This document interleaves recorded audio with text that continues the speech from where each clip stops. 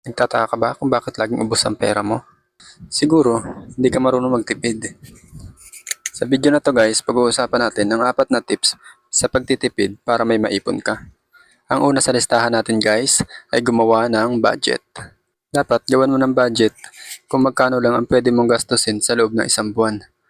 Pwede mong gawin yung 50% ng iyong sahod ay yun yung panggastos mo sa loob ng isang buwan sa inyong bahay, sa mga pagkain, kuryente, lahat-lahat ng gastos. Mahalaga ang gumawa ng budget para maiwasan natin yung paglaki ng gastos kaysa dun sa ating kinikita sa loob ng isang buwan. Kasi pag lumaki yung gastos natin kaysa dun sa kinikita natin sa loob ng isang buwan, sigurado magkakautang-utang ka. Kaya napakahalaga na gumawa tayo ng budget. Kung mapapansin ninyo, yung mga mayayaman, nakaset aside na lagi kung magkano yung gagastusin nila sa loob ng isang buwan. Hindi na pwedeng lumagpas doon. Yun na lang yung dapat nilang gastusin. Kaya mahalagang gumawa tayo ng budget para malaman natin kung magkano yung nagagastos natin sa loob ng isang buwan. So ngayon, baka naisip nyo na paano kung 10,000 pesos lang yung sinasahod? So ang 50% ay 5,000. Ngayon, kung hindi kasya yun sa inyo guys, gawin nyo na lang na kahit mga 80% expenses. Basta magkakaroon dapat kayo ng savings. Tapos yun yung kahalagahan ng budget, pagbabudget, para malaman mo kung saan napupunta yung ginagastos mo at kung magkano ba ang magagastos mo sa loob ng isang buwan. Kung nasa kalagayan ka na mas mababa pa sa 10,000 per month ang sinasahod, guys, ang ma-advise ko lang sa inyo, pursigihin nyo makapag-ipon. So meron ako ditong video na tips para sa pag-iipon. So panoorin nyo guys kung gusto nyo makapag-ipon, panoorin nyo yung video na to. So ayun guys, una sa listahan natin yung mag-budget. So dapat niya kung tutuusin, kung kaya nating ilista lahat ng gastos natin. Mas maganda kung may lilista natin para ma-monitor natin yung paglabas ng pera kung nasaan pupunta. Number 2, iwasan ang mga gastos na hindi naman kailangan. Dito sa number 2 na ito guys, dapat alam natin yung wants at needs. Dapat laging bibilhin lang natin ay needs, lalong-lalo na kung nag-uumpisa pa lang tayo sa pagpapayaman para mas makatipid tayo. Halimbawa, yung pagkain, dapat ma-identify mo kung wants ba ito or needs. Alam nyo ba ang pagkain minsan wants, minsan needs? Ito example. Kunyari kumain ka ng 12 ng tanghali. After 1 hour, nakita ka ng pagkain ulit. Bumili ka halagang 100 pesos.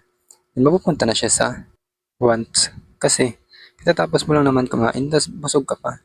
Pero dahil may nakita kang masarap na pagkain, binili mo. Kaya napunta na siya sa wants. So example ulit, number 2. Damit naman. Minsan ang damit, wants, minsan needs. Kung wala ka pang masyadong damit at kailangan mo talaga ng damit, pag bumili ka, mapupunta siya sa needs. Pero kung marami kang damit na ginagamit, tapos bibili ka ng damit, pupunta na siya sa wants. Ganun lang kasimple yung number 2 para makatipid tayo.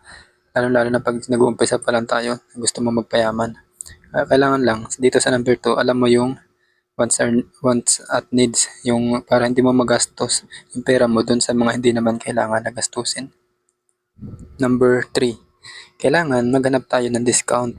Lalong-lalo na pagka bibili tayo guys, piliin natin yung makaka-discount tayo. Kahit afford natin yung isang bagay sa original na price nito, piliin pa rin natin yung item na kung saan makaka-discount tayo para makatipid. So ayun guys, number 3, napakasimple. Kailangan mahanap natin yung item na makaka-discount tayo pag tayo bibili. Ayan, napakasimple lang po ng ating mga tips na ito at alam ko na kayang-kaya po natin gawin. So ito po yung number 4. Huwag gumastos na magarbo pag may mga okasyon. Halimbawa, mga birthday, kasal, binyag, Pasko, New Year, mga ganon. Dapat simpleng gastos lang, yung kaya lang ng budget. Yung kurot lang sa ating bulsa. Kung gusto nyo, panoorin nyo po yung aking video dito na ginawa.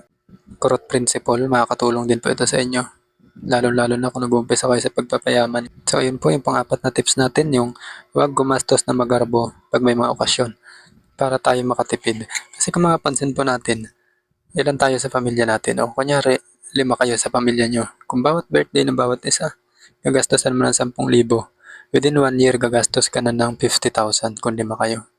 Diba, napakasimple lang. Kung bawat okasyon, kung magastos ka ng magarbo, malulubog ka sa utang. Within 1 year, napakalaki na magagastos mo.